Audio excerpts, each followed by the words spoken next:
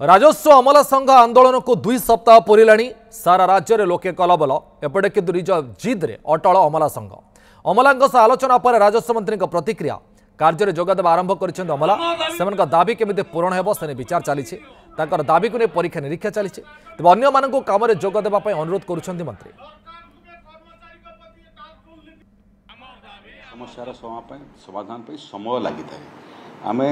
अति आंतरिकता सहित संवेदनशीलतार सहित से